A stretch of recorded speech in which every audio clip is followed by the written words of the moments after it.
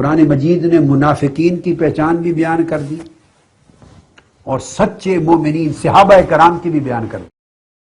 سورہ توبہ آیت نمبر 81 سے آیت نمبر 96 کا مضمون ہے۔ قرآن مجید پڑھ رہا ہوں مگر جس تفسیر سے کوٹ کر رہا ہوں وہ تفسیر المیزان ہے آیت اللہ طباطبائی کی، یاد رکھ لیں۔ اس کا صفحہ 357 اور جز تاسع جلد 9 والیوم 9 پیج 357 منافقین کی پہچان بیان کر دی۔ قرآن مجید نے کہا منافق وہ لوگ ہیں جو حضور علیہ السلام کے ساتھ جہاد میں یا تو شریک نہیں ہوتے تھے یا جہاد میں جانے سے بچنے کے لیے ہیلے بہانے تراش کر کے پیچھے بیٹھنے کی کوشش کرتے تھے، یا بامر مجبوری ساتھ جاتے میدان جنگ کے لیے تو برے دل کے ساتھ جاتے اور جہاد کرتے نہیں تھے، وسوسہ اندازیاں کرتے اور باقی جہاد کرنے والے صحابہ کو ان لوگوں کو بھی ورغلانے کی کوشش کرتے۔ تو اس جہاد کو قرآن مجید نے پیمانہ بنایا ہے فرق کرنے کا صحابہ کرام میں اور منافقین میں۔ یہ قرآن کا پیمانہ ہے۔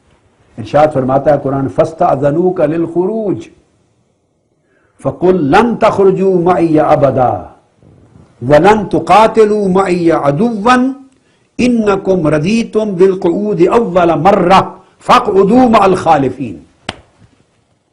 فرمایا منافق وہ لوگ ہیں جو آپ سے بہانے بنا کر اجازت طلب کرتے ہیں کہ کہیں جہاد پر نہ جانا پڑے، ہمارا بچے بیمار ہیں، ہمارے گھر یہ ہے، کاروبار میں پرابلم ہے، صحت ٹھیک نہیں ہے، ٹانگ کو چوٹ آ گئی ہے، فلاں مسئلہ آ گیا ہے، بہانے تلاش کرتے ہیں رہ جائیں تاکہ جہاد میں نہ جائیں۔ تو فرمایا میرے محبوب ان سے کہہ دو لن تخرجوا معی ابدا، خبردار میرے ساتھ کبھی جہاد پہ نہ نکلا کرو، جاؤ بیٹھو گھر۔ ولن تقاتلوا معی عدوا، اور اسلام کے دشمنوں کے ساتھ کبھی نہ نکلنا میرے ساتھ اور نہ کبھی جہاد کرنا۔ تم شروع سے ہی گھر بیٹھ جانے پہ راضی ہو گئے۔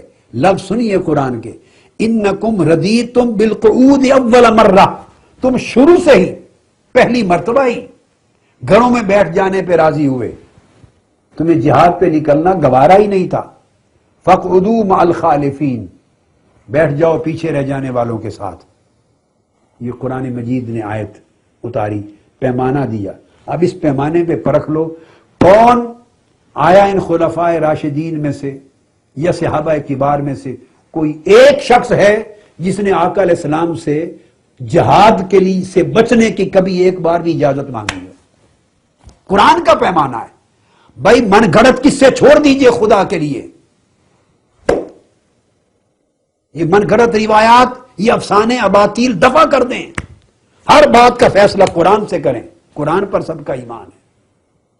ان میں سے کسی ایک کا بتا دیں کبھی مولا علی شیر خدا نے اجازت مانگی ہو میں جہاد پہ نہیں جاتا، کبھی سیدنا عثمان غنی نے جہاد پہ جانے سے انکار کیا ہو، بہانہ تراشا ہو، کبھی سیدنا فاروق اعظم نے تراشا ہو، کبھی سیدنا صدیق اکبر نے تراشا ہو۔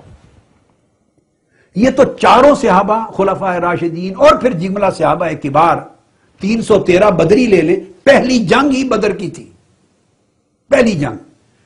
ان بدری صحابہ میں پہلی جنگ غزوہ بدر کی جہاں پہلا مقابلہ تھا اور بے سر و سامانی کے عالم میں تھا، ان چاروں میں کوئی ایک گھر بیٹھا؟ سارے صف اول پہ میدان جہاد میں تھے۔ تو قرآن کے پیمانے سے کس طرح ان کو معاذ اللہ کوئی منافقین کے زمرے میں شامل کر سکتا ہے؟ وہ قرآن کا تکذیب کرنے والا ہوگا۔ غزوہ احد آ گئی، ان میں سے کوئی ایک بیٹھا پیچھے؟ غزوہ خندق آ گئی، ان میں سے کوئی ایک پیچھے تھا؟ حدیبیہ کا مقام آ گیا، ان میں سے کوئی ایک پیچھے رہا؟ فتح مکہ کے لیے بڑے، کوئی ایک پیچھے رہا؟ غزوہ حنین ہوا، کوئی ایک پیچھے رہا؟ حوازن کے غزوے ہوئے، کوئی ایک پیچھے رہا؟ سوائے صرف 2 موقع آئے جن میں آقا علیہ السلام نے حکم دے کر ایک موقع پر سیدنا مولا علی شیر خدا کو روکا، غزوہ تبوک تھا، پیچھے رہیں۔ اہل خانہ اہل بیت کا، خواتین کا خیال رکھے، چونکہ بنو قریظہ، بنو نذیر اور یہود سازشیں کرتے تھے، ایسا نہ ہو ہم سارے چلے جائیں تو کوئی ان کو تکلیف نہ پہنچائے، نگران بنا کے رکھا۔ ایک موقع پر آقا علیہ السلام کی صاحبزادیاں علیل تھی، قریب وفات تھی، حکم فرمایا عثمان تم ادھر رہو، مگر قرآن کی آیت نے کہا کہ چونکہ میں چھوڑ کے جا رہا ہوں حکمن، لہذا اجر میں تم جہاد والوں کے ساتھ شریک ہوگے۔ اگر آپ مثال سیدنا عثمان غنی کی دینا چاہیں، حالانکہ حضور نے روکا تھا، تو اسی پوزیشن میں مولا علی شیر خدا بھی کھڑے نظر آئیں گے۔ اللہ نے عدل کر دیا دونوں طرف ایک ایک واقعہ کر دیا۔ تو 23 برس کے پورے جہادات میں چاروں صحابہ صف اول میں رہے، جانیں لٹاتے رہے، ان میں سے کوئی مع الخالفین نہ تھا، مع القائدین پیچھے رہ جانے والوں میں نہ تھا، مستأذنین میں نہ تھا۔ تو جب قرآن کے پیمانے پر یہ سارے مجاہد ہیں تو منافق کیسے ہو گئے؟ معاذ اللہ، استغفر اللہ العظیم۔